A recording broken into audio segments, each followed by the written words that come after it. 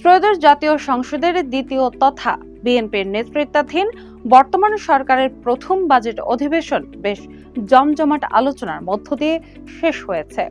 দীর্ঘদিন ধরে চলা এই অধিবেশনের মূল উদ্দেশ্য নতুন অর্থ বছরের জাতীয় বাজেট পাশ করা হলেও এতে নানা রাজনৈতিক বিতর্কই বেশি প্রাধান্য পেয়েছে।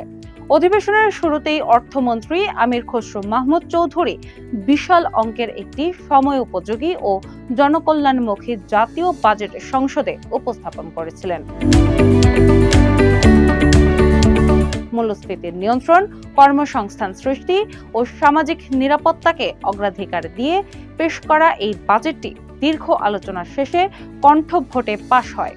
বাজেটের অর্থনৈতিক আলোচনার পাশাপাশি পুরো অধিবেশন জুড়েই সংবিধান সংশোধন এবং নতুন সংবিধান সংস্কারের প্রশ্নটি কেন্দ্রবিন্দুতে উঠে আসে। জুলাই জাতীয় সনদের আলোকে সাংবিধানিক পরিবর্তনের লক্ষ্যে বিশেষ সংসদীয় কমিটি গঠন করা হলে বিরোধী দল তা সরাসরি প্রত্যাখ্যান করে। মুক্তিযুদ্ধ, জুলাই গণ অভ্যুত্থান এবং দেশের চলমান নতুন রাজনৈতিক বাস্তবতা নিয়েও সংসদে সরকারি ও বিরোধী দলের মাঝে নানা মত পার্থক্য দেখা যায়। দেশের সামগ্রিক বিদ্যুৎ পরিস্থিতি এবং রাষ্ট্রায়ত্ত মোবাইল অপারেটর টেলিটকের সেবার মান নিয়েও উভয় পক্ষের সদস্যরা বিস্তর আলোচনা ও বিতর্ক করেন।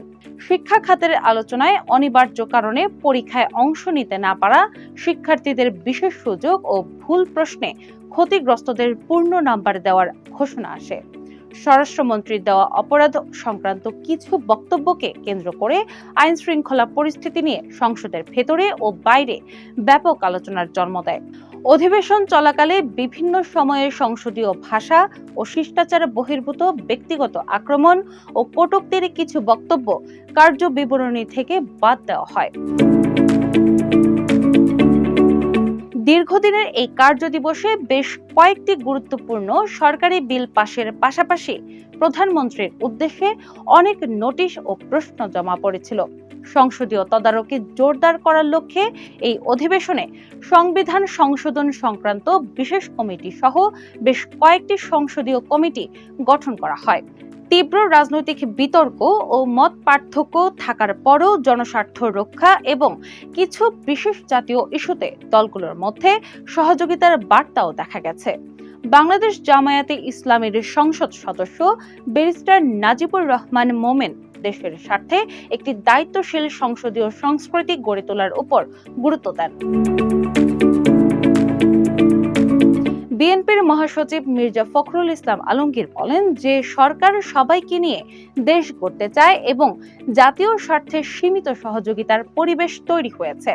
বিশ্ববিদ্যালয়ের শিক্ষার্থী এবং সংসদের সাবেক কর্মকর্তারা মনে করেন এবারের অধিবেশন কেবল বাজেটেই সীমাবদ্ধ না থেকে রাজনৈতিকভাবে তাৎপর্যপূর্ণ হয়ে উঠেছে।